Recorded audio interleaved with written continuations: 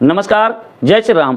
प्रिय भक्तों, सावन मास का शुक्ल पक्ष 5 अगस्त दिन सोमवार से शुरू हो रहा है। सावन शुक्ल पक्ष में बिल्व पत्र के अलावा इस पेड़ के पत्ते भी चढ़ाने से संतान प्राप्ति, यश प्राप्ति, हर मनोकामना की प्राप्ति का वरदान देते हैं भगवान शिव जी। हर मनोकामना को पूर्ण करने के लिए इन पत्तों को भी आप लोग शुक्ल पक्ष में अवश्य चढ़ाएं। भगवान शिव शंकर इतने भोले हैं कि श्रद्धा के साथ अगर कोई भक्त जो कुछ भोलेनाथ को अर्पित करता है उसे भोलेनाथ स्वीकार कर प्रसन्न हो जाते हैं। कोई उनका सच्चे मन से नाम भर ले लेता है तो वह भक्तों की सारी मनोकामना को पूर्ण कर देते हैं। शिव की प्राप्ति के लिए जब पार्वती जी ने शिव जी की आराधना की थी तो वह शिवलिंग पर पार्वती जी बेलपत्र के अलावा अन्य पेड़ पौधों के पत्ते भी चढ़ाती थीं।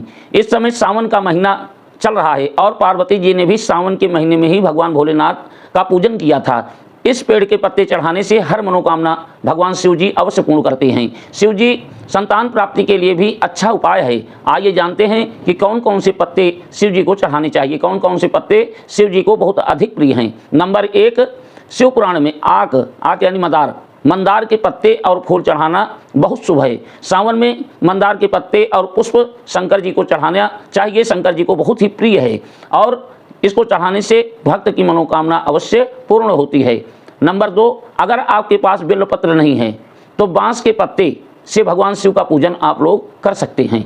संतान प्राप्ति के लिए सावन शुक्ल पक्ष में शिवलिंग पर बांस के पत्ते अवश्य चढ़ाना चाहिए। इससे भगवान शिव प्रसन्न होकर के जैसे बांस लगातार बढ़ता रहता है वैसे कुल भी बढ़ता है, यानी संतान की प्राप्ति अवश्य होती है। तो निसंतान लोग जिनको संतान की जरूरत है वो लोग शुक्ल पक्ष में भगवान शंकर जी को बांस के पत्ते अवश्य चढ़ाएं।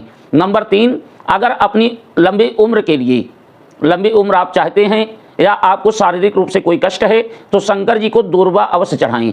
शास्त्रों के अनुसार दूर्वा में अमृत का वास माना गया है, इसलिए दूर्वा भगवान शंकर जी को अवश्य चढ़ाना चाहिए। नंबर 4, सावन में बेलपत्र की जगह पर अगर आपको बेलपत्र नहीं मिल रहा है तो बेलपत्र की जगह पर भांग यानी कि बिजिया के पत्ते भगवान शंकर जी को अवश्य चढ़ाने चाहिए, क्योंकि भांग और धतूर से भगवान शंकर जी बहुत प्रसन्न होते हैं।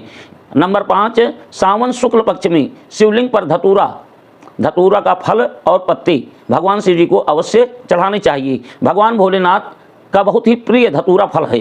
धतूरा अगर नहीं मिल रहा है तो धतूरे के पत्ता ही आपको चढ़ा देना चाहिए। नंबर 6, अगर आपको कुछ न मिल रहा हो भगवान शंकर जी को चढ़ाने के लिए तो पीपल के पत्ते भी आप शंकर भगवान को चढ़ा सकते हैं, क्योंकि पीपल के पेड़ में भगवान भोलेनाथ का भी वास होता है। इसीलिए पीपल के पत्ते को चढ़ाने से भगवान शिव शंकर जी बहुत प्रसन्न होते हैं, क्योंकि पीपल में भगवान राम यानी विष्णु का वास होता है। अगर आप पीपल का पत्ता चढ़ाएंगे तो भगवान शंकर जी बहुत ही प्रसन्न होंगे। नंबर 7, सावन शुक्ल पक्ष में शिवलिंग पर अपामार्ग तो आप लोग जानते हैं, लाह चिचड़ा जिसको बोलते हैं, लाह चिचड़ा के पत्ते और फूल भगवान शंकर जी को चढ़ाने से निश्चित मनुष्य को भोग और मोक्ष प्राप्त होता है। शंकर जी बहुत प्रसन्न होते हैं, इसलिए अपामार्ग के पत्ते और पुष्प अवश्य चढ़ाने चाहिए। और नंबर 8, सावन में भगवान शंकर जी को समी का पत्र चढ़ाने से जीवन की सभी समस्याओं का अंत होने लगता है।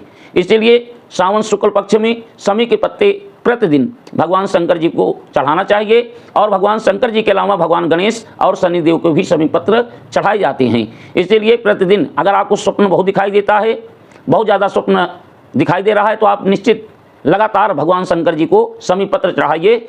अमंगल को नष्ट कर देता है, यानी कि स्वप्न दिखाई देना बंद हो जाते हैं। तो प्रिय भक्तों, कल से यानी कि 5 तारीख से सावन का शुक्ल पक्ष शुरू हो रहा है, तो आप लोग बेलपत्र के अलावा इन सब पत्तों को भी और पुष्प को अवश्य चढ़ाएं। तो प्रिय भक्तों, 5 अगस्त से प्रत्येक दिन इन पत्तों को शिव जी को चढ़ाना चाहिए, जिससे आपकी मनोकामना पूर्ण हो, भगवान भोलेनाथ प्रसन्न हो, सुख शांति और समृद्धि प्रदान करें। नमस्कार, जय श्री राम।